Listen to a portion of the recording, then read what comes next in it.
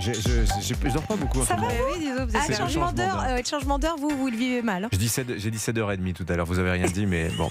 Charlotte, à quelques jours de Pâques, des chrétiens continuent à être persécutés partout dans le monde. Comment on explique le peu de médiatisation de leur calvaire ?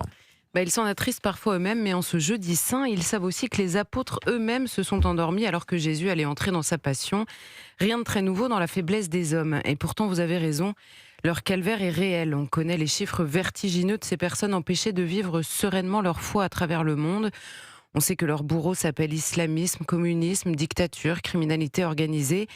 Mais le détail, jour après jour, s'échappe très largement du récit pourtant victimaire, pointilleusement déroulé.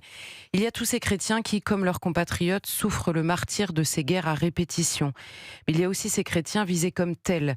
En Syrie, les églises catholiques de Damas ont annulé les processions des rameaux dimanche dernier en raison de la prise d'un village chrétien au centre du pays par des hommes armés venus des villages voisins. Au Nigeria, en quelques semaines, ce sont 80 fidèles assassinés, 200 communautés attaquées et des dizaines de milliers de chrétiens jetés sur les routes de l'exil.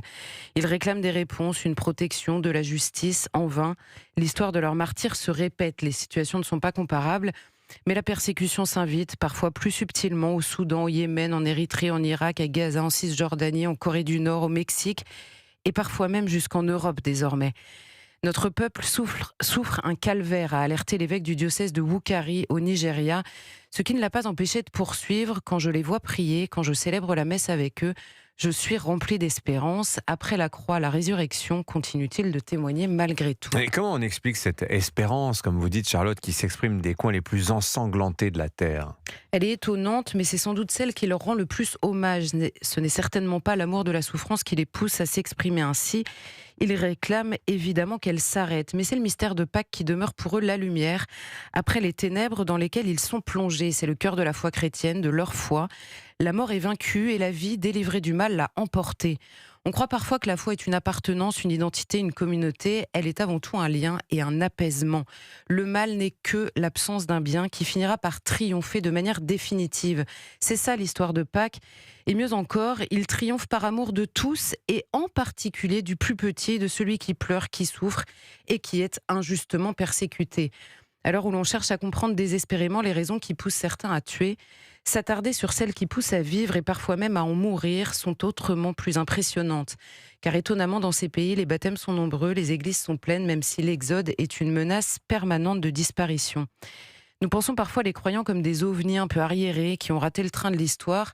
Mais si l'on regarde le monde et l'histoire de l'humanité, c'est nous qui sommes des originaux en pensant n'avoir plus besoin du ciel. Alors, est-ce que c'est la raison, vous pensez Charlotte, qui peut expliquer le nombre intrigant de baptêmes d'adultes qui ne cesse d'augmenter en France année après année, où la question d'ailleurs ne se pose plus vraiment en effet Difficile d'expliquer à gros traits des histoires intimes, personnelles et des chemins qui souffrent difficilement la généralisation. Mais il est vrai que l'Église n'a l'air chez nous que d'une accumulation de scandales et la foi d'un obscurantisme dépassé. L'homme moderne veut se construire lui-même et la foi devient facilement objet de sarcasme. Et parfois, étrangement, l'objet d'une colère aussi, car si Dieu existe, pourquoi tout ce mal ? Il réapparaît comme par miracle. Il est vrai que la réponse est mystérieuse, mais ces nouveaux baptisés expliquent souvent qu'ils sont arrivés là en cherchant des réponses à une douleur, une souffrance, une déprime, un deuil initialement. Car si Dieu n'existe pas, la question demeure. Pourquoi le mal ? Et s'y ajoute une autre, pourquoi le bien ? Pourquoi tout court finalement ? Tuer Dieu n'a pas vraiment aidé l'homme à répondre à la question du sens de la vie, soyons honnêtes. Le remplacer par l'homme n'a pas plongé l'humanité occidentale dans un bonheur apaisé non plus.